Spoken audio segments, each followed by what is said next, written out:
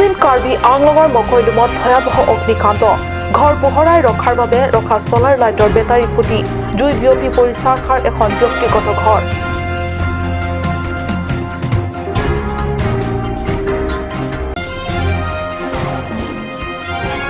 মৰণ ফান সদৃশ এখন বাহৰ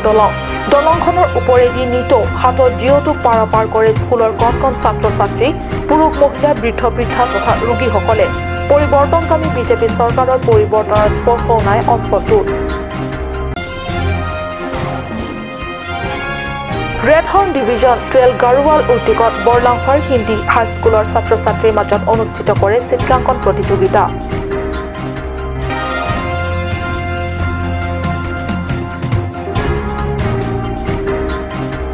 নমস্কাৰ অসমীয়া প্ৰাইম টাইমলৈ স্বাগতম জনাইছো ষ্টুডিঅ'ত মই সঞ্চয় তাতেৰণপি আগবাঢ়িছো প্ৰথমটো খবৰলৈ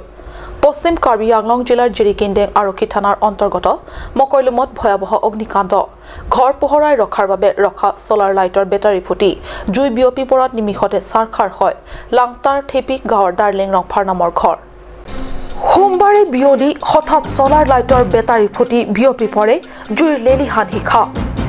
বিদ্যুতৰ ব্যৱস্থা নথকা মকৈলুম অঞ্চলত প্ৰায় ঘৰতেই থাকে চলাৰ লাইটৰ ব্যৱস্থা লাংটাৰ থেপিক গাঁৱৰ নিবাসী ডাৰ্লি ৰংফাৰৰ ঘৰতো আছিল চলাৰ লাইটৰ ব্যৱস্থা কিন্তু দুৰ্ভাগ্যজনকভাৱে সোমবাৰে বিয়লি ভাগত হঠাৎ চলাৰ লাইটৰ বেটাৰী ফুটি যায় আৰু লগে লগে সমগ্ৰ ঘৰখনত বিয়পি পৰে জুই আনহাতে বৃহত্তৰ জিৰিকিণ্ডেং এলেকাত কোনো অগ্নি নিৰ্বাপক বাহিনীৰ ব্যৱস্থা নথকাৰ ফলত এনেদৰে কৰবাত অগ্নিকাণ্ড ঘটিলেও উদ্ধাৰৰ বাবে কেৱল ব্যক্তিগত প্ৰচেষ্টাই শেষ উপায় আনহাতে অঞ্চলটোত সহজভাৱে পানীৰ ব্যৱস্থা উপলব্ধ নোহোৱাৰ বাবেও চুবুৰীয়া লোকেও জুই প্ৰশমনৰ বাবে আগবাঢ়িব নোৱাৰে ফলত দুৰ্ভাগ্যজনকভাৱে এনেদৰে অগ্নিকাণ্ড সংঘটিত হ'লে অসহায়ভাৱে একেবাৰে চাই থাকিবলগীয়া হ'ল চুবুৰীয়া ৰাইজে ভয়াবহ এই অগ্নিকাণ্ডটোৰ পৰা ঘৰখনৰ পৰিয়ালৰ পতিৰ পৰা ল'ৰা ছোৱালী 5জনীয়া সদস্য বিধ্বংসী অগ্নিকাণ্ডৰ পৰা নিৰাপদে বাচিবলৈ সক্ষম হ'লেও বচাব পৰা নগ'ল কোনো এপদ সামগ্ৰী আপোনালোকে দৃশ্যাংশ দেখিবলৈ পাইছে কেনেকৈ গোটেইখিনি জ্বলি চাৰখাৰ হৈ সম্পূৰ্ণ ছাইলৈ পৰিণত হৈছে আনহাতে ঘৰৰ গৃহস্থ ডাৰ্লি ৰংফাৰে সাংবাদিকক জানিব দিয়া মতে ঘৰত ৰখা কস্তুপাৰ্জিত তেওঁলোকৰ হাজতীয়া টকা 2 লাখ জুইত যোৱা বুলি দুখ প্ৰকাশ কৰে হামৰেনৰ পৰা সুন্দৰ ৰিপৰ্ট কাট নিউজ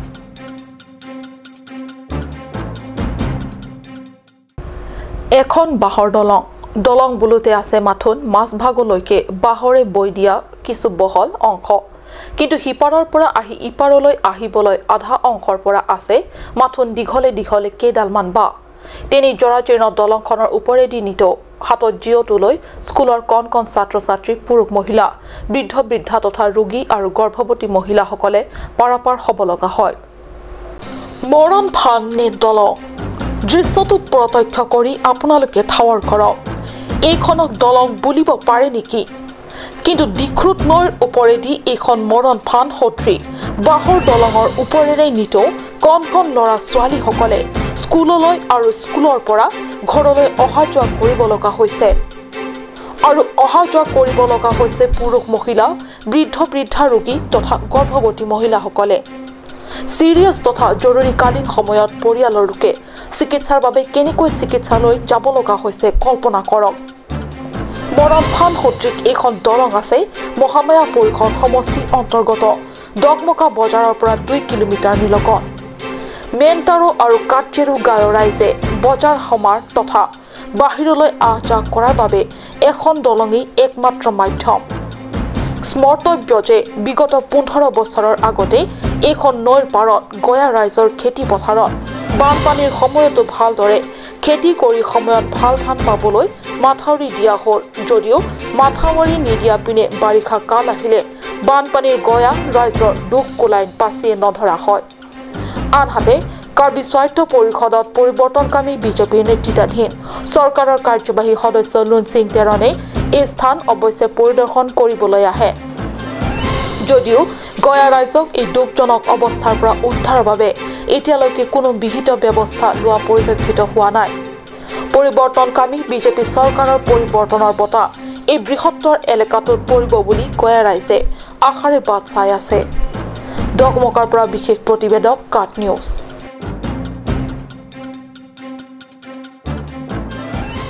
ডিফুস্থিত ৰেড হৰ্ণ ডিভিজন 12 গাৰুৱাল উদ্যোগত বৰলাংফাৰ হিন্দী হাইস্কুলত অনুষ্ঠিত হৈ যায় চিত্ৰাংকন প্ৰতিযোগিতা। নৱম আৰু দশমমান শ্ৰেণীৰ ছাত্ৰ-ছাত্ৰীৰ মাজত অনুষ্ঠিত কৰা এই চিত্ৰাংকন প্ৰতিযোগিতাত বিজয়ী ছাত্ৰ-ছাত্ৰীসকলক প্ৰথম, দ্বিতীয় আৰু তৃতীয় পুৰস্কাৰ প্ৰদান কৰে। পুৰস্কাৰ হিচাপে বিজয়ীসকলক বঁটা আৰু একোখনকৈ প্ৰশস্তি পত্ৰ প্ৰদান কৰা হয়। ডিফুস্থিত ৰেড হৰ্ণ ডিভিজন 12 গাৰুৱাল উদ্যোগত বৰলাংফাৰ হিন্দী হাইস্কুলত অনুষ্ঠিত হৈ যায় চিত্ৰাংকন প্ৰতিযোগিতা। নৱম আৰু দশমমান শ্ৰেণীৰ ছাত্ৰ-ছাত্ৰীৰ মাজত অনুষ্ঠিত কৰা হয় এই চিত্ৰাংকন প্ৰতিযোগিতাত বিজয়ী ছাত্ৰ-ছাত্ৰীসকলক প্ৰথম, দ্বিতীয় আৰু তৃতীয় পুৰস্কাৰ প্ৰদান কৰে। পুৰস্কাৰ হিচাপে বিজয়ীসকলক বঁটা আৰু একোখনকৈ প্ৰশস্তি পত্ৰ প্ৰদান কৰা হয়।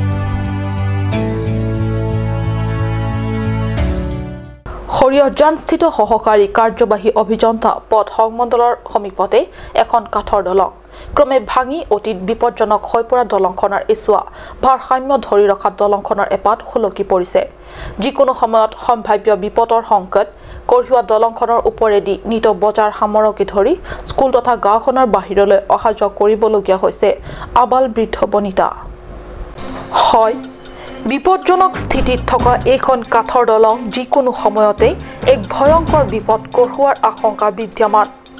তথাপি নিৰূপায় লণ্ড হানছে, ৰিচো হানছে, ৰতন ৰংফাৰ, মনসিং কিলিং এই চাৰিখন গাঁৱৰ ৰাইজে আহ-যাহ কৰি আছে। এই পথেদি এই চাৰিখন গাঁৱৰ ৰাইজে হাবিৰ পৰা খৰি, শাক-পাচলি আদি বিচাৰি অনা বা হাবিলৈ শাক-পাচলি আৰু খৰি বিচাৰি যোৱা পথ তথা দলঙো এইখনেই। পৰিৱৰ্তনকামী চৰকাৰৰ দিনত গাঁওবাসী ৰাইজৰ বাবে অনা চূড়ান্ত অৱহেলাৰ এই নমুনা দেখি ৰাইজে হতভম্ব। এহাতে পৰিৱৰ্তনৰ কথা কয়, আনহাতে গাঁৱৰ ৰাইজক ঠেলি পঠিয়াই এই অবৰ্ণনীয় পৰিস্থিতিলৈ। আনন্দ তেৰাঙৰ ৰিপৰ্ট, কাট নিউজ। সময় হৈছে চমু বাণিজ্যিক বিৰতিৰ।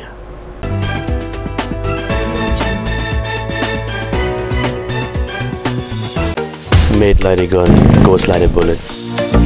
Sun Motors, authorized dealer of Royal Enfield, Rongkhelan, near Don Bosco School, Lifu, 782460, Assam.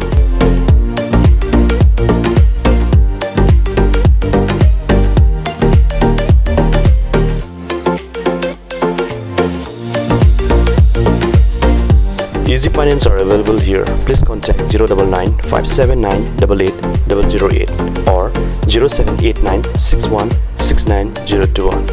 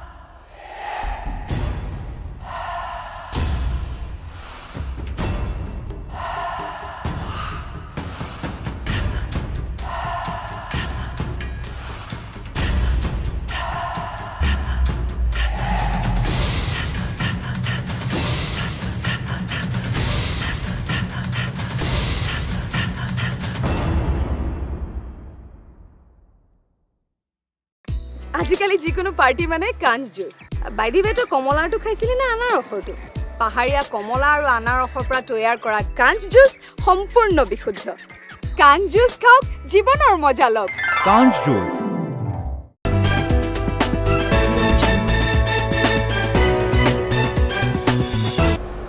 বিৰতিৰ পিছত পুনৰ স্বাগতম জনাইছো বাতৰি মজিয়ালৈ। জননায়ক ছেমছন সিং ইংটি টেলেণ্ট হাণ্টৰ অধীনত কাৰ্বি আংলং ছিংগিং ষ্টাৰ ৰেজিষ্টাৰৰ বাবে অনলাইন ৱেবছাইট মুকলি ডান্স কাৰ্বি আংলং ডান্স অধীনত কাৰ্বি আংলং ছিংগিং ষ্টাৰ টীমে যুটীয়াভাৱে এই ৱেবছাইট 5 এপ্ৰিলত মুকলি কৰে ডিফু ৰুফটপ ৰেষ্টুৰেণ্টত অনুষ্ঠিত এক সভাত আনুষ্ঠানিকভাৱে অভিনেতা কাথাৰছন ইংটিয়ে মুকলি কৰা হয় কাৰ্বি আংলং ছিংগিং ষ্টাৰ আৰু ডান্স কাৰ্বি আংলং ডান্স প্ৰতিযোগিতাৰ বাবে প্ৰতিলিপি তথা বিতৰণ সংগ্ৰহৰ বাবে ৱেবছাইট যোগে খুলি চাব পাৰিব উল্লেখ্য এনে কাৰ্যসূচীৰ বাবে কাৰ্বি আংলং জিলাত এই প্ৰথম ৱেবছাইট মুকলি উপলক্ষে আয়োজিত সভাত ডান্স কাৰ্বি আংলং ডান্সৰ প্ৰতিষ্ঠাপক সভাপতি ৰাজীৱ ইংটি সম্পাদক লংকিৰি হানছে ফটোগ্ৰাফাৰ সাৰজং সিংনাৰ ছ'চিয়েল মিডিয়া কাৰ্বি আবৃতাৰ মুক্ৰাংবে কবি হৃদয় তেৰণকে ধৰি উদীয়মান ভালেখিনি উৎসাহী যুৱক যুৱতীসকলে অংশগ্ৰহণ কৰে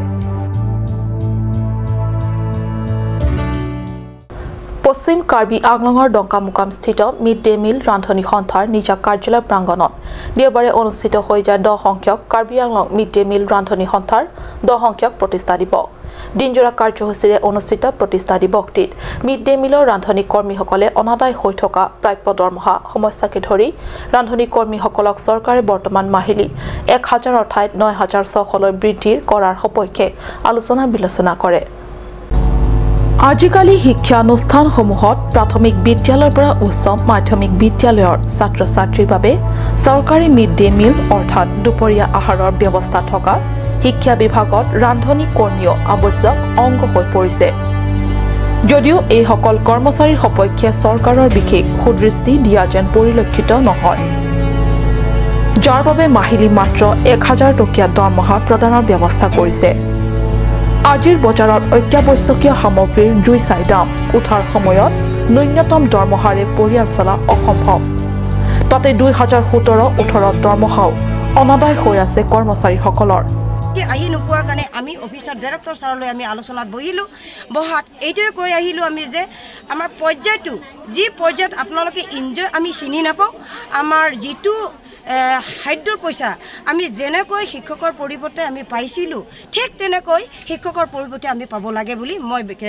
উত্থাপন কৰিলোঁ আৰু যিখিনি দাবী আমি পেনশ্যন ৰিটায়াৰ এৰিয়া